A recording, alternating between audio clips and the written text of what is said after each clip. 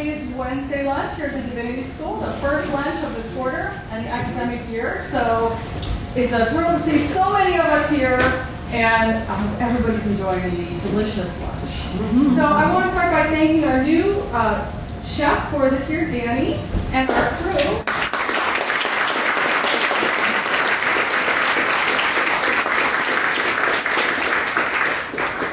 Who prepared all of this from scratch right here in the kitchen today. So we do ask for you to clean up after yourselves. Just throw your garbage away on your way out.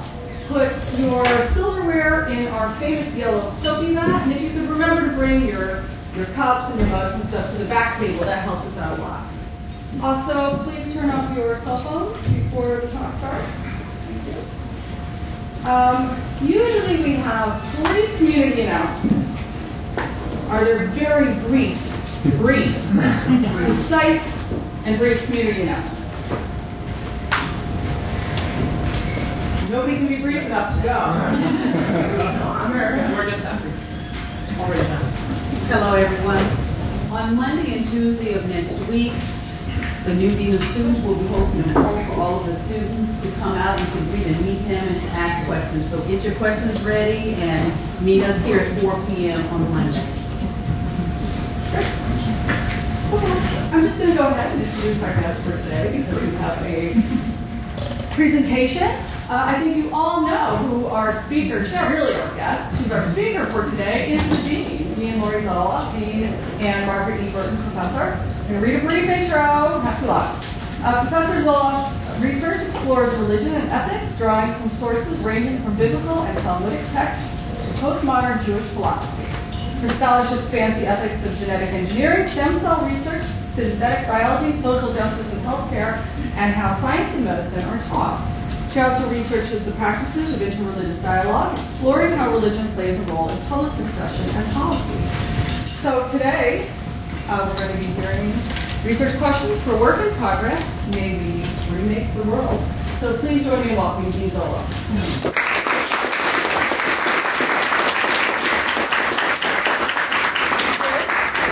So I've met many of you, and for the last 2 or 3 months, I've been here at School Hall thinking about administration and thinking about budget and thinking about all the things we want, all the things we need, and all the things I have to say no and yes to. So it's a straight administrative talk, and I think people thought I'd come here and be an administrator, but I am not.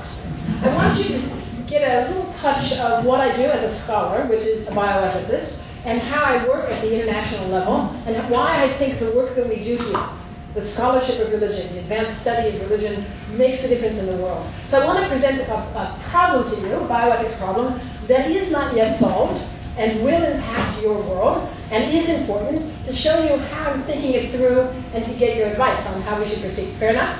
So I want to show you, because I don't have time, how you do this. This is what we're going to do today. We're going to talk about the central problem, which is about malaria, something not going to have to talk about here, but ought.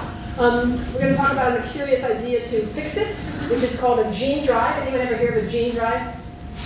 Just as I thought, but you will. Right now you'll go press those scientists. We're going to talk about the ethical issues in applying that theory to the practice, and then how to manage policy, and then, of course, thank you, because I learned from the scientists, you always say thank you. So let's first learn something about vector-borne diseases. So vector-borne diseases are illnesses caused by pathogens and parasites in human populations.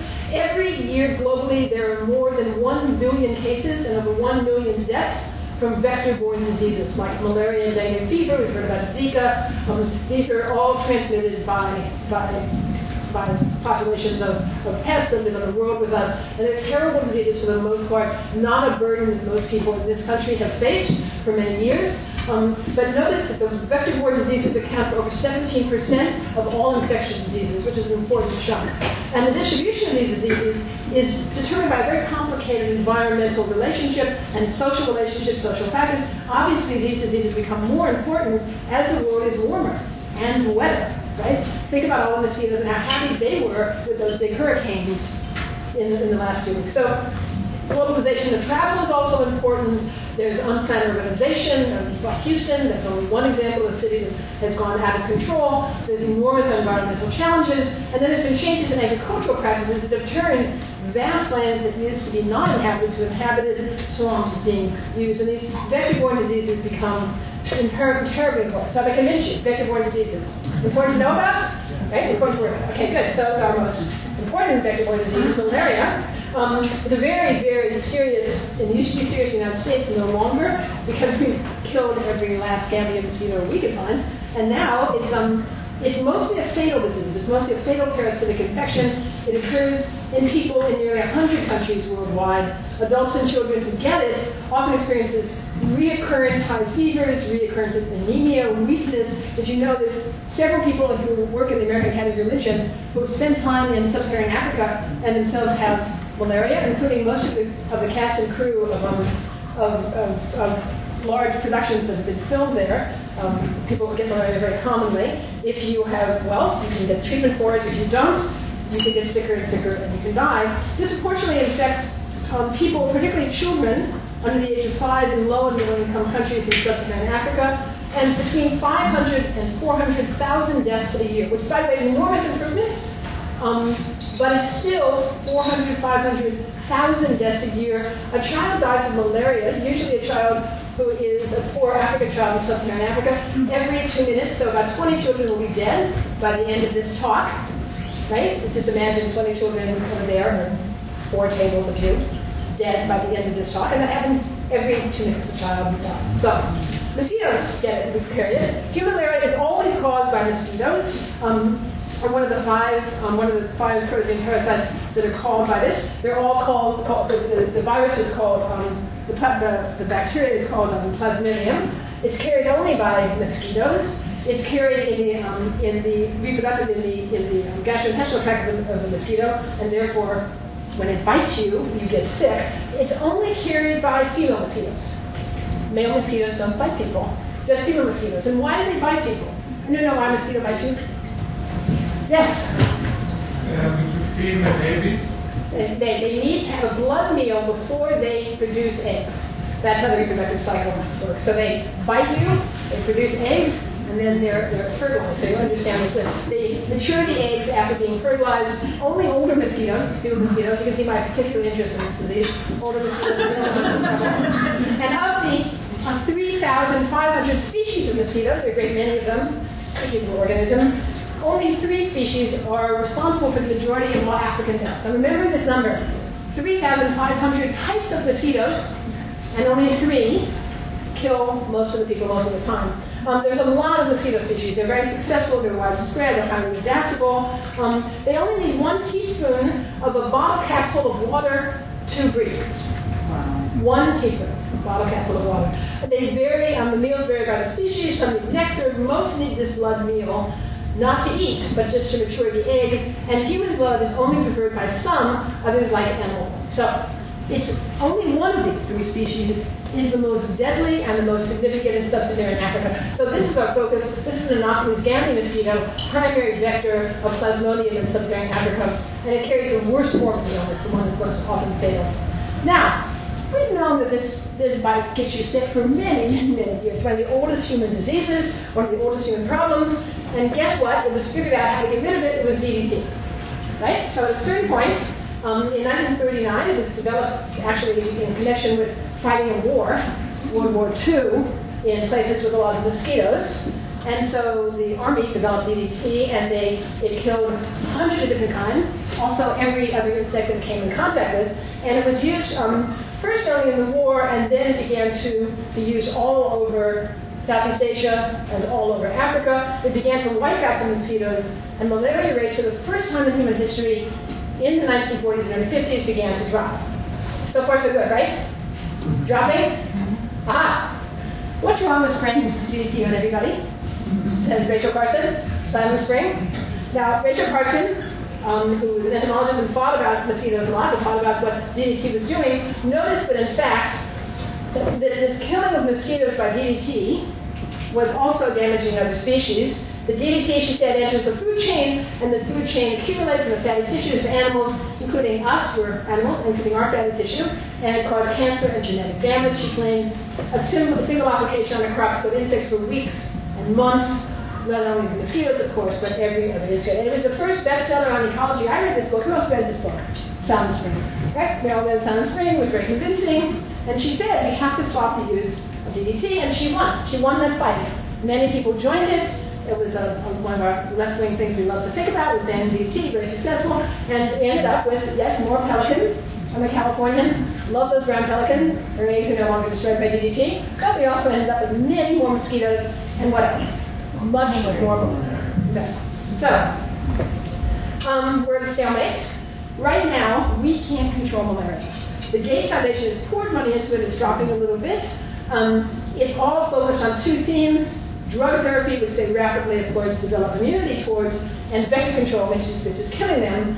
And the ability to treat infection in remote areas especially requires detection of the parasite and then access of infected persons to health care. You've got to go in and get treated in the healthcare system, and as long as you have the plasmodium in your bloodstream, the next mosquito that bites you gives it to the next person. So you've got to eliminate the whole population. Malaria vaccines are in development, but they have not worked. Some show promise, but it's going to take years and years and years to vaccinate everybody. And let's just point out that most people in sub-Saharan Africa don't have access to anything like measles, much less an expensive malaria vaccine. And so far, the mosquitoes are winning. They developed a way to adapt to every single drug every single time, which is why quinine no longer works. Right? Bed nets. Do you think bed nets are a big problem? So the Gates Foundation put millions of bed nets into sub-Saharan Africa, and guess what you do if you're a poor family and you get a bed net? Well, what else? What is it good for? Fishing. Fishing. It's a great thing for fishing. So anyone on the coast uses it for fishing. Other people exchange it. There was a bed net exchange, black market of bed nets. And the bed nets only work for about a year because they're treated with, of course, a variant of DDT, and they have to be reapplied. If a kid kicks them, they shred. The bed nets are a problem. And you ever asked anyone who slept under a bed net? You know what's slept under a bed net? And they're very hot, right? So try it in sub-Saharan Africa. Hot, wet, clingy bed net. Not good enough. Still, we should do them. It's a good thing to do, but not enough. So what do you do? Stalemate. How do you break it? In 2003, this man, Austin Burt, he's actually an incredibly shy person, so it's hard to get a picture of him on the internet, but this is one. Came up with this idea about gene drives, and he lives at Imperial College London in the other Hyde Park, ironically enough. And he came up with this interesting idea now that, and he began using at first viral vector technology, and now CRISPR-Cas9 to do it. So what is a gene drive? Okay, now you're going to know. You're going to go to the other side of campus and say, what do you think about gene drives? That's right. Okay, so you know how genes work, right? Mendel, right? Things are distributed 50-50, but every now and then, a particular gene can pass with preference from one generation to another generation, and it occurs in nature in many sexually reproducing species. And what it is the acquisition of a genetic variant that is of no interest to the individual creature, but has some population effect. Now, one example of this that people know about is lemmings, right? How do they control the population? Every now and then, a transmission is developed and it lives up, and theoretically they destroy themselves, so there's fewer lemmings for the next generation. Really bad if you're a lemming, but really good if you're a population geneticist among the lemmings, because you replenish your species. All things being considered, the other being equal, increasing frequency of transmission can increase in only 20 generations. So you can give us what's called a sweep of a genetic variant across a population in 20 generations. So how do you use this? So evolution usually works at a 50-50 rate. And the idea is that gene drives are described as an exception to the conventional rules of inheritance. Now, they've been thought about, Mendel knew them, Gregor Mendel, monk, yay, religion and science. He's sort of cheated, I have to point out, some thought about Mendel. But Mendelian inheritance, not all offspring inherit the gene, so the frequency of the gene is similar, it's 50-50. But here's how it works. So you've all taken genetics, right? Remember this? When you were 12, you studied genetics. So look at the difference between a Mendelian versus a gene drive evolution. Here, a particular mean, or gene, is preferentially inherited, and this occurs in nature. There are fifth forces in evolution. We don't really know about them. They were most recently discovered, but of all the forces of evolution, gene drive is a fifth force. Now, natural examples, of course, are transposons, gamete killers. These are all ones. And so Austin Burt says, could we hijack one of these already occurring mechanisms that occur in nature anyway, and just shift the frequency or shift it to a different population? And so he created this notion, and he's created a basic criteria for the development of these gene-drive modified organisms. They can only be done with sexually reproducing species. That's, of course, us, too. It's a relatively short generation time, we say 20 generations. The stability of the gene-driving elements is much more stable because they don't attack the fitness of the organism like other mutations. And the population structure has to be appropriate, so there has to be enough individuals in the population. So, if you could create a synthetic gene drive, he figured, you could knock in or knock out changes to change the phenotype. So what phenotype? Old female mosquitoes. So if you could make them die younger, if you could make them not need blood, if you could make fewer females, all of these approaches are trying to be driven. And also vector confidence, they're just different host feeding patterns, anything you can trick with that you could drive using a genetic basis. Now notice this all says genes drive behavior, right? Genes drive behavior, so you have to hold on to that as a reality, even though we as people struggle with this all the time. Okay, so one thing is reducing the binding rate. One idea is you could use what are called talons or CRISPR-Cas9 systems to break and repair DNA in the individual gametes. And another one is you could place an endonuclease, which destroys the X chromosome and only leaves the Y chromosomes. Now that sounds complicated, so I'll show you a little picture. Right? Here's how it works in the lab. You have a targeted gene, and you replace it. You break it, and then when it's broken and it's replicated, you can replace your little gene, shown by the little red thing, in your gamete preferential. Okay, you with me? Yes? Okay, now I next it. So the basic idea, the Burt's idea, is to drive using the Y chromosome, put a destructive endonuclease on the Y chromosome that will destroy in mating any X chromosomes. Got it? So all you have to do is reduce the rate of females a bit, and you dramatically change transmission. Right? So this is what they're doing. This is what the endonuclease does. It's like a cut-and-paste mechanism, and gives you 2 X chromosomes. And then they link it to a red eye gene, and it's very cool, and then they can tell which mosquitoes really did take up the gene because it's linked to the red eye gene. And if you go to the bird lab, you see this all this little red eyes moving around into the quite dramatic. So the idea is you reduce the transmission by simply reducing the number of female mosquitoes that are born in each generation. You don't even have to go to 20 generations to destroy all females, and then the species, gamete, right? You could just have fewer of them and have a less successful reproductive population, less hungry female mosquitoes too. So, where is this targeted? You can look at the Target Malaria website, a nonprofit organization that I'm a part of, and so is the University of Chicago. The Target Malaria Project is in three countries. They're thinking of adding countries, but these 3 governments are working with the University College London and the National Corporate Consortium to think about releasing them in the field. Now, here's the problem. You've released them in the field, in a bucket, right? How do you worry about that? What's the worry thing? So the members of the Target Malaria team are all these people, including us. It's a not-for-profit, it's an academic and community-driven organization. You work with anthropologists, sociologists, and tribal leaders, women and men, and they go into the field to try to build support for this idea. They have ethics committees on the ground in the local area, and in every country where there is a lab where the mosquitoes are being bred. Okay? So is it a good thing to do? I'm going to stop here and ask you. So what do you think? Should you alter the gamete mosquito? Anopheles gamete. Remember, you have 3,400 other species. Should you worry about mosquitoes walking them out? You could take a few pets of them if you want to preserve them, like you do with smallpox. Should you do it? Do I have a hand? Do I have an answer? Sarah Fredericks, you're an ethicist who specializes in I need more information about the role of these mosquitoes in the overall ecosystem.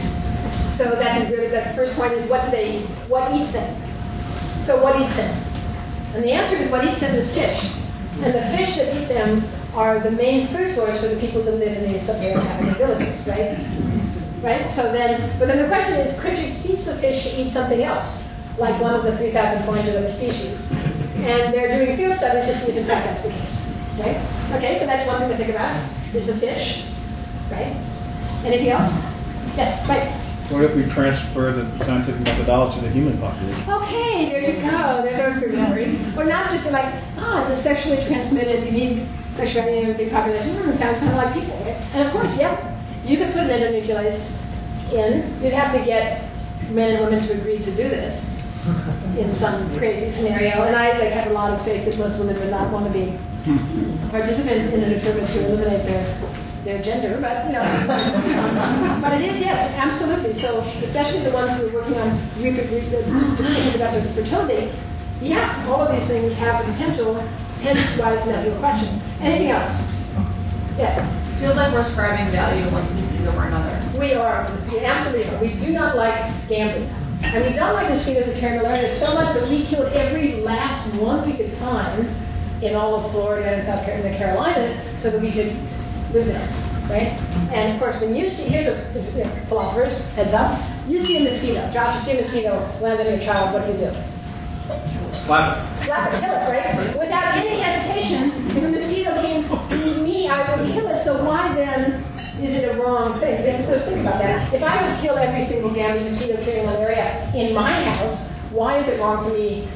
Why would I stand in the way and block, as an ethicist, that activity for somebody else's house?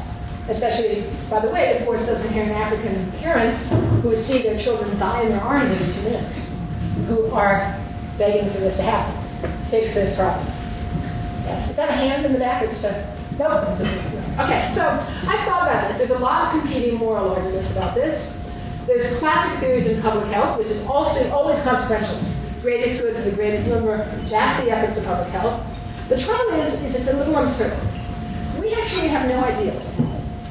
We hope that the gamete disappear and the nice happy mosquitoes that eat nectar flourish. But the truth is we have no idea. It could be the end of the world. It really could. We could set up a weird chain. We don't know. Who knew that DDT in sub-Saharan Africa would kill ram pelicans in California? So we live in a complex environment. We really don't know. And how Europeans think of it is something called the precautionary principle. Does anyone know what that is? Precautionary principle? No one from Europe here? Okay. What do you mean?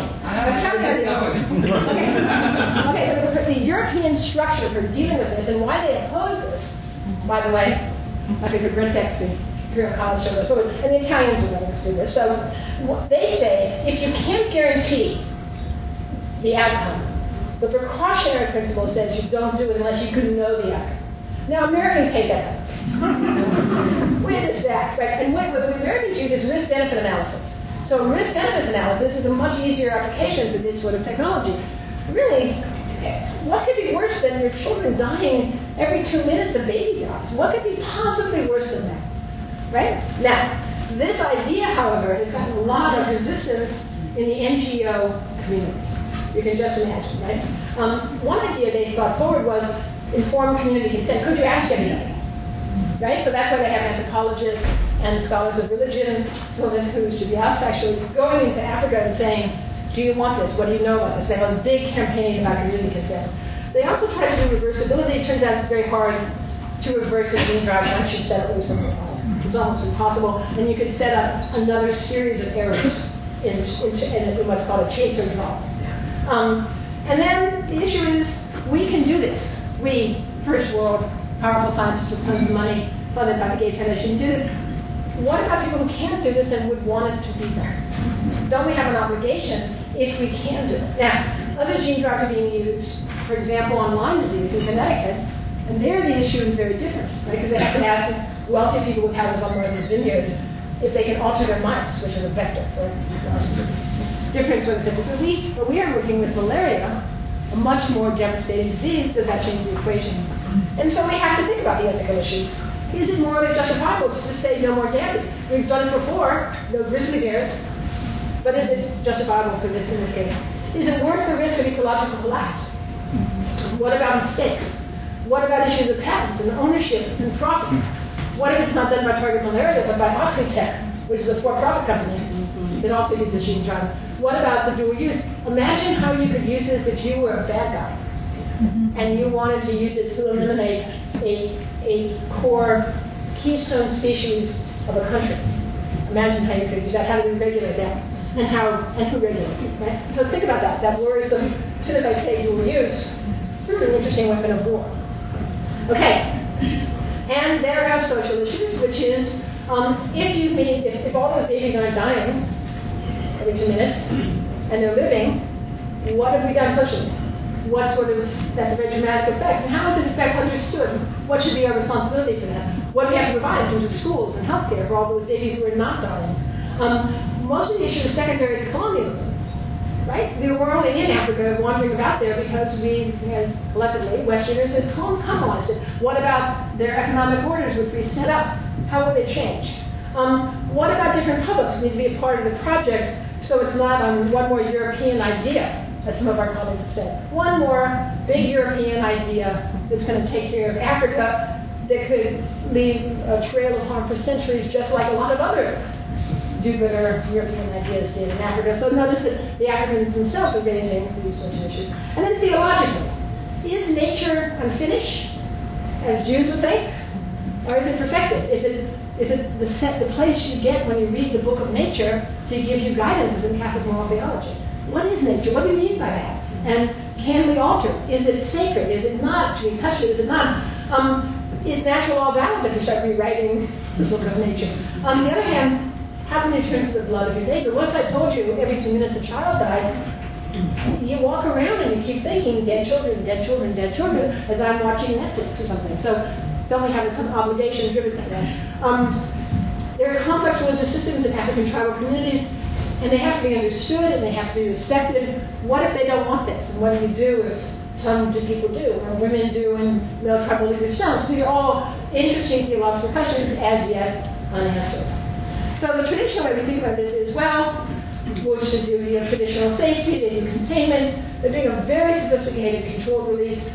First they make their changes in London where it's very cold and no mosquitoes can live, and sort of almost not people, but and then they moved to Italy, people got to live a lot and so do mosquitoes, and now they moved to Italy, and only then will they go to Africa. After the technology is perfected and they handle it, right? And they're first going to release sterile males to see how the release goes. Sterile males don't add to the burden, right, of disease. And then only if they get that technology right and done in the villages will they bring the buckets of genome to it. So they've really thought through. How to do this, and they've done it before with a wasp from Paraguay and Brazil used to target amoebas because they've done it before. So they've done this, it's been successful before, they think they can do it here, or they may not. And once it's done, it's really done. So I want you, when you think of this and talk to people, to remember that the scientists at the highest level do not think it can ever be reversed. So you're talking about a permanent change. Because even if they got the cassette different, the guide RNA and the Cas9 that guides CRISPR-Cas9, that still remains. So you really are making a direction. So there's a lot of regulatory issues. It's the first time. It's a stepwise process. I told you to try to think of everything in advance to meet very high standards and high regulations. There's moral concerns raised by the Nuclear Council for Bioethics. The British have a very official system, unlike the United States, that regulates advanced technology. It's called the Nuclear Council, and they've come up with these particulars to think about. That science belongs to people. It's a moral enterprise, not just a technical one. That intervening in the genome takes some careful reflection. They are moral conservatives. They believe in moral norms and human rights as the main thing to think about, and social justice guides the Nuclear Council. Then it was reviewed once again because it was a British project by the House of Lords, by WHO, and the Tropical Medicine Conservation. So right here, we're not the only ones worrying about it. It's also other people. Okay, and the national academies, this is where Aviva, you're there, for historians of science and engineering, have told us that these things often go terribly wrong. The National Academies of Science, which is the American somewhat official organization set up by Benjamin Franklin to advise Washington, I believe, set up this academy, and they look at these proposals, and they looked at gene drives as well. I'm just going to go through these quickly. They made recommendations, but I think one of the things that's important is noticing that they wanted public engagement in reform and in decision making. So I go back to the first question I asked. Does anyone hear about gene drives? well, that would be no. So then you kind of wonder, well, how is this public engagement going to happen if no one knows about it? They also thought that, in fact, this engagement is being built into the risk assessment from the beginning. The environmental releases have to be subject to ecological risk assessment, not just medical risk assessment. And then the most deeply affected community should be targeted first. So the risk benefit, because Americans like risk benefit, so we want to have the ones who get the most benefit to deal with the risk. So, the scholar of religion, what do you ask? And so these are the questions I've thought about so far. Obviously the one about nature. When should power have limits? Do we say yes or no to science? What do you mean by that? Is any knowledge impermissible? Right? And this is a live question for us because of the Adams building that happened on this campus. Should we have turned back from that? Do you ever turn back? Is it possible? Is any knowledge something that we ought not know? Should we ought not know how to do a gene drive in populations? It's an interesting question, right? What are the limits of our responsibility to take a risk for ecology on behalf of children in sub-Saharan Africa? I think we would answer that differently than maybe people in other communities, but I think we have to think about it. And what are our obligations to those people, to those children who will never be in swift home, right? Who will live in a situation of extraordinary impoverishment and a high risk of disease. What do we have to do with those people, and how do we find those resources? So in 1999, I met with a group of people to think about these sorts of issues. It's a long time ago, but there was a serious conversation between people who wanted to alter the human genome, and we came up with 4 things we should think about as we think about this. I still think they're good. It was one of the rare times when there was more people in theology than there were in science, and so we love these principles, and I bring it up all the time. And so we think when you should look at a question, we shouldn't think, oh my God, it's so awful. What are we going to do? End of the world. We should say, is there a reason in principle why performing the basic research should be impermissible? Is there a principal reason why we don't go forward? So can you think of one? Is there a principal reason why you don't explore genome? Yes? I was in the wrong hand. Well, that's a technical reason, but in principle, just the principle, because it's altering nature in a permanent way, is there something principally wrong with this? Come on, some Catholic theologians, so speak to the floor here. Yes? Well, so then aren't you favoring one species over another? We are. We're favoring humans over mosquitoes. Is it permissible to do that? Folks? Right, so, because we do it all the time. We do that, that's right. Are we playing God? Okay, so, interesting question. And of course, are we playing God? What do we make of that question? Any response to that question? Come on, Rabbi Fagelson, what do you say? I'll represent the Jews. Speaking of God,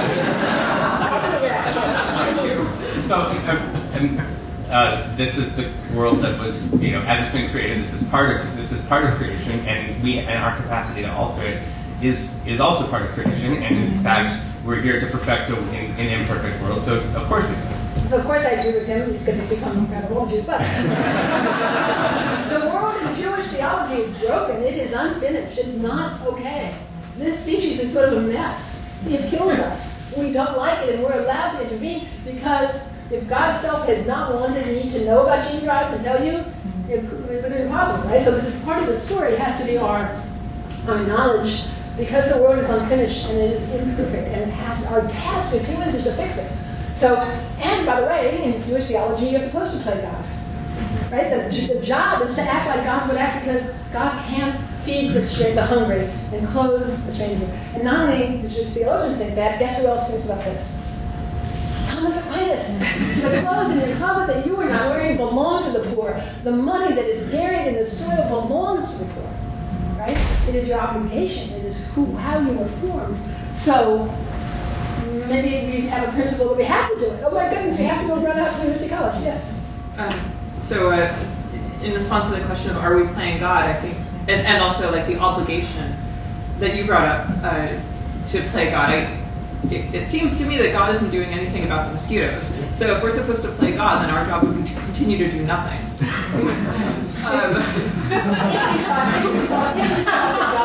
you thought the world was perfect, that's going to stop.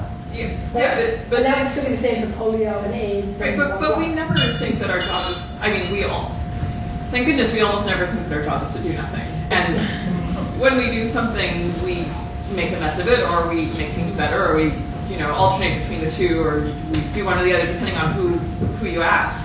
But I guess I just don't, like, improving the world, sure, but like taking God's behavior as an example is a really difficult.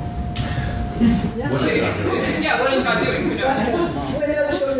So it is interesting because it's the deepest theological conundrum. What is this death about? And maybe there's a complicated way you could ream it back to the fear of how one and shy Austin Burns, right? His essence is being called forth on this problem. And it's interesting. There's many ways to think about it. I think it's interesting to think about what principle guides us on it. Secondly, this issue about contextual factors. What contextual factors? What do we mean by that? Well, the deep injustice of the world. The fact that we've got the goods and the science, and a baby in sub-Saharan Africa has not a chance in the world. Right? It's just that there's some context of how we're going to use this, and for whom is it? What are the contexts of all of our healthcare systems? How do we deliver this? So that's why they want to do mosquitoes, those tropical medicine guys, because they can't build health clinics. They know they can't build health clinics, and maybe they can get a bucket of mosquitoes in place, but not adequate health care. Yes. And if part of the issue is that we have made the world hotter and wetter, yes, as you implied earlier with climate change, that responds to both of these first two questions. Yes, exactly. We have done this. And by the way, the damping mosquitoes are very successful creatures. They, 6 of them get on an airplane and they could come to Florida or Houston and be just as happy as an opulence, right? There's no, so this is our context. We have made it. Purposes or techniques, and this is Rabbi Fabelson's question. Dean Fabelson's question, what purposes, techniques, or applications? So not as a weapon of war, please. Not as overweening power. Not to make a ton of money. Right? Not in a trivial way. Not people, please. Right? So then you have to think of the techniques and applications. And some applications are permissible, and some are clearly not being. Procedures, structures involving what policies, who regulates it? Who's in charge of this? So I ran into Austin Berg at a random conference. I said, I think you need an ethicist, and you need me. And I love him. And so he invited me to come and be part of the Target Malaria project. But what about other people? Who else should be? How do we make this conversation happen? So this is one of the big questions that I want us to ask also. Not that all the wonderful questions that you've evoked, but also the new questions that emerge from that side of the campus all the time. They are doing CRISPR-Cas9 jobs over there somewhere, right? And we need to think about what that means for us, because it means altering our species. It means inheritable genetic mutations, and we have to think about what part does religion play in this? What part does scholars of religion play about this? What do we do? How do we interact with the forces, the politics of sub-Saharan Africa? Mali is in a big mess right now. There's rebel forces in northern Nigeria. So it's very hard to do a sophisticated project in a country where the issue of who gets water is at stake. So I just put all these in front of you. No, I'm out of time. So I love to think about this. This is what it is to be a bioethicist, doing international work, national work. These are the kind of questions that I love to think about. I invite you to think about them with me, and if anyone has a great solution to this, if not, we're going to alter the mosquitoes that surround us. And thank you very much for your attention.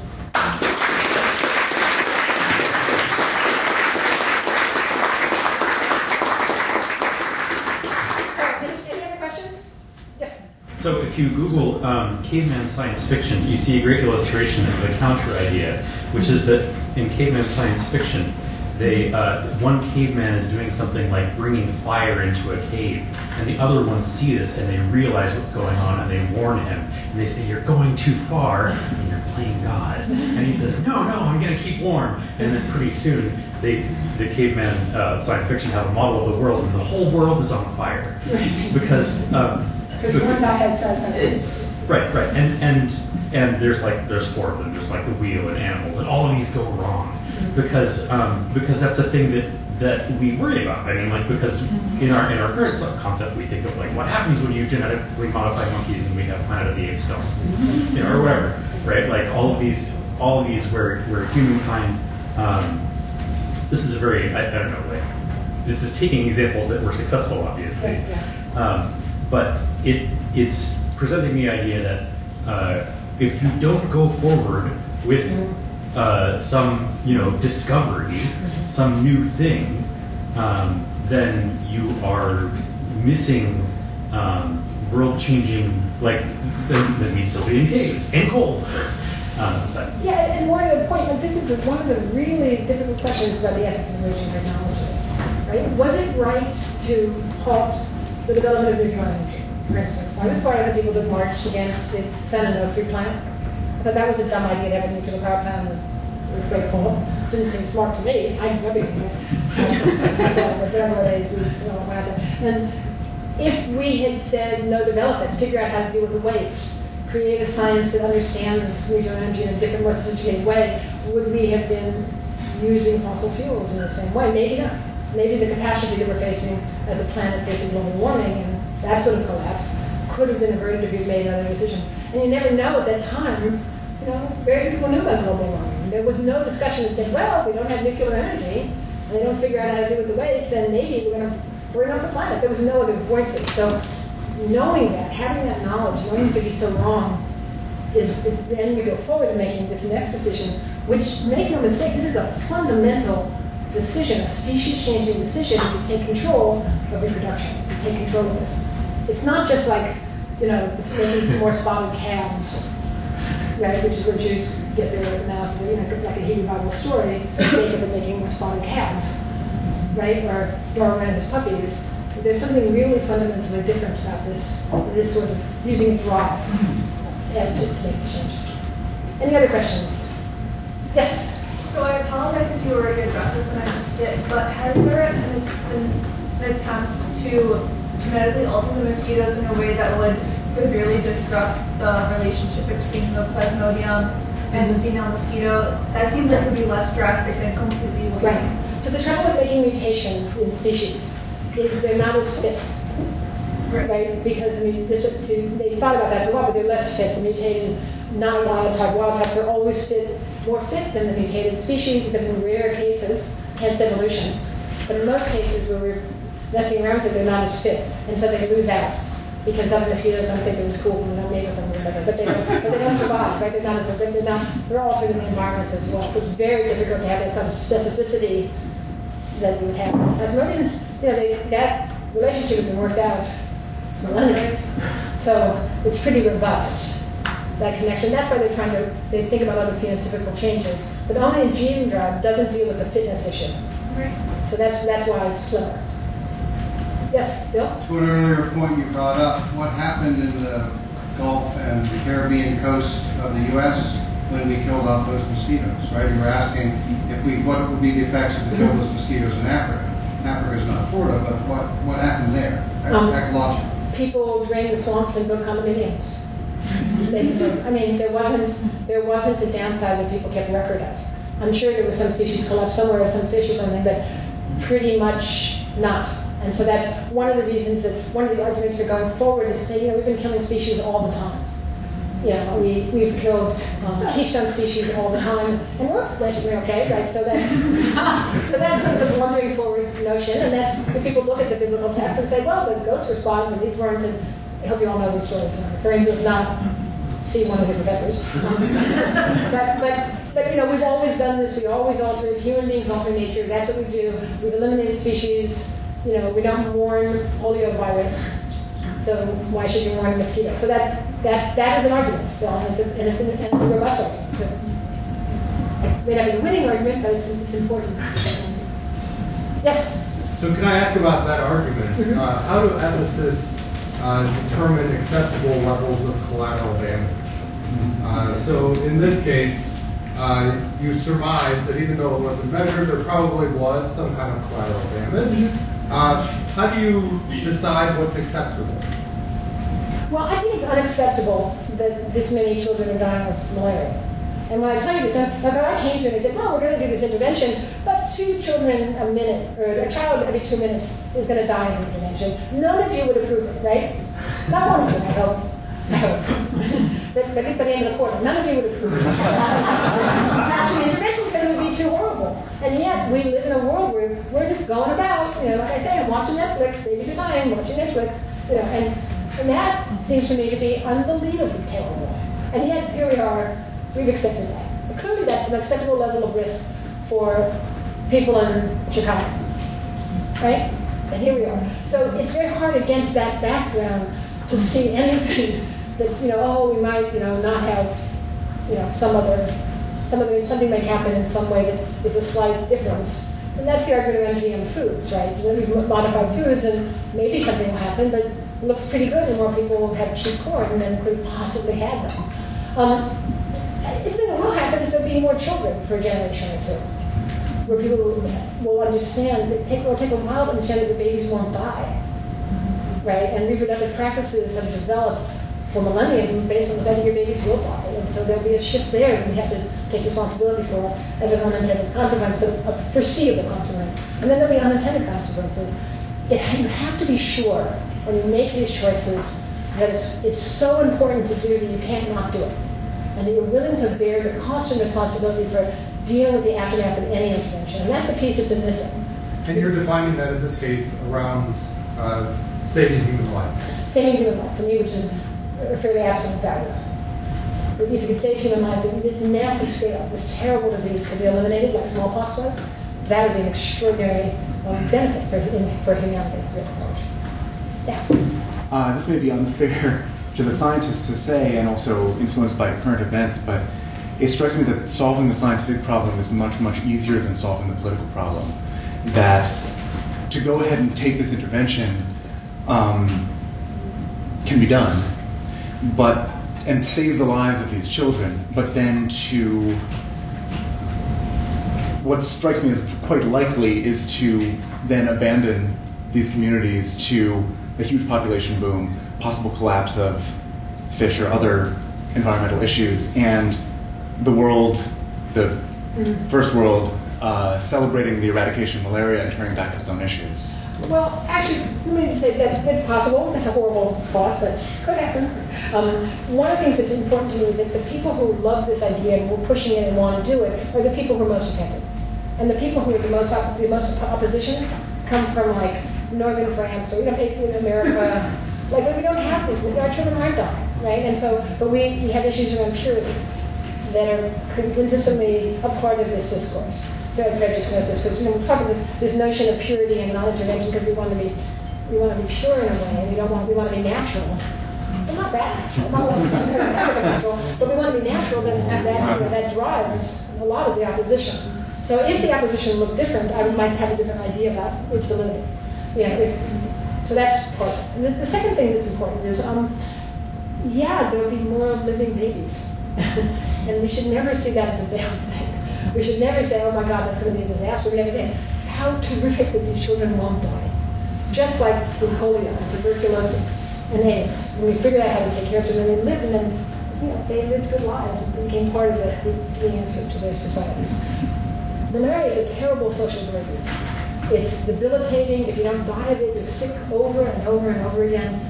You can't work. You can't take care of your children. It would be much better for everybody if there weren't malaria, I think. Pro-species, pro-humans, primates in particular. So I think we have to take responsibility for that desire to eliminate and to fix that very broken part of the world. But we'll have to stay in there. When I did clinical trials, one of the horrible things about advanced clinical trials, based on clinical trials with CRISPR-Cas9 and all of it, is at the end they say, oh, and if you get harmed in this procedure, in this process, your insurance will take care of it. And of course your insurance won't take care of it because insurance doesn't cover experimental treatment. So every time a bioethicist looks at that consent form, we say, no, you can't say this because it's a lie.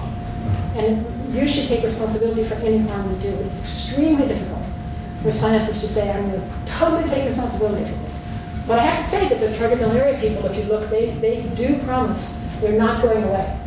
They do this intervention and they're staying there to make sure that they take responsibility for the aftermath. So it's kind of interesting. Yes?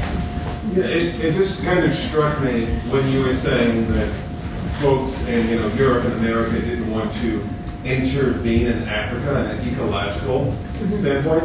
And what I started to wonder about was what studies have been done to see how much a region's how much each region is being affected changes people's attitudes towards ecological intervention.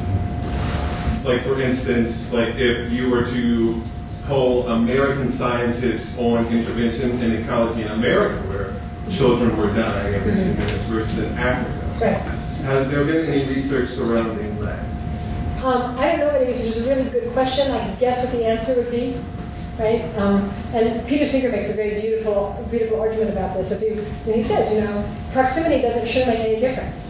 If you would save a child, you all heard this, right? And if you haven't, go home and read it now. If you would save a child and rip off your coat and give your shoes money to rescue a child in a lake right here, right there on a quad, then you should give up that same amount of your personal wealth and safety to rescue a child in sub-Saharan Africa. So he calls us to attention to the problem that we think that if it's far away and we can't see it, it doesn't matter to us. But I am dismayed by our capacity to turn away from Syria, from what's happening in Myanmar, Rohingya, on and on. We just have these tragic stories. We just turn away and go about our lives. And there's something we have to solve about that. We have to think about that really intensely. And that's somehow caught up with a very advanced technology like this. One of the things that's tragic is I think, to do this science, it's not easy at all. Right? They have to make an intervention in an egg the size of a fleck of pepper. That's how big it is. And they have to stick a little needle in under a microscope to a certain part of the fleck of pepper, because only one part of the fleck of pepper is able to be fixed. So the insertion has to be in the exact place. It's not just any place in the egg. It has to be one little spot in the egg, or the genetic carriers don't go in. The carrier DNA don't go in. It has to be the exact spot. It's really hard. I can't imagine how to do it. But the precision and the elegance of that work, they've already spent 10 years just learning what part of the egg to intervene in 10 years, right? And then you go out and say, well, we really can't meet in Mali next year because Mali is having a civil war. And I'm thinking of all the time of the tension and the difference between the advanced technology that we're capable of as humans and the tragic wars that still we can't solve in our old human history. And that's always shocking to me, how the elegance of science versus the reality of our lives, our neighborhoods, all of that. So, something to think about. Yes? Are you saying, I don't know how to end this because it's my first time. So. Yes, very good. It's obvious that we are here to help save as many lives as possible.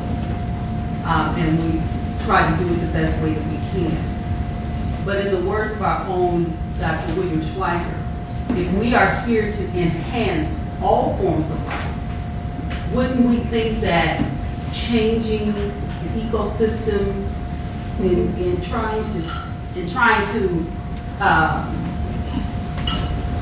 take these mosquitoes and insert or to inject where they're not procreate, to find a better way to do this to enhance all forms of life?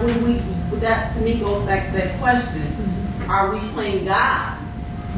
Because we're actually trying to eliminate, so to speak, one species of life instead of trying to enhance that or finding a way to help them to survive, but yet get rid of the disease that they're carrying. Yes. So no, it's a really interesting because basically we're the sick ones, and the poor mosquitoes, right? We're making them sick. If they didn't bite, if they had no infected humans to bite, they'd be okay. And when a mosquito gets malaria, they're not as fit either. They're sick too, right? But we're the problem. We're the reservoir. So if you could get all the people out of Africa, per se, everybody out of Africa, everybody just go someplace else, to a place where there's no mosquitoes that can bite you, that would not be another way to end malaria. But it's really not practical. So they tried every single thing, and changing the mosquito makes them less fit, and they just die. So it doesn't really change the disease factor. They're not that good. They don't have that power. If they had that power, they would do it, but they just aren't that powerful. So this is using a mechanism that exists in nature, in other species, on this species, to try to use a naturally occurring event in reproductive technology to do it. So it happens. They're not changing the mosquito. They're changing how the transmission capacity of the male-female ratio. They're thinking the least dramatic. But yeah, if you're a mosquito, it's really awful that you have to live around these sick people.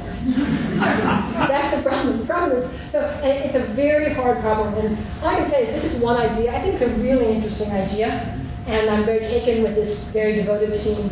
Every time I think of an idea, they've already thought of it. They've already did that in the last 5 years. I think it is disturbing, and it should continue to disturb us, this notion of destruction of the animal organism. And it is. We've done it over and over again, and we've created a world where there's no polio, there's no smallpox, and maybe now no gambling mosquitoes. But you're right. We have to enhance. We have to think about what we're doing in terms of that, in terms of Professor Schweiker's call.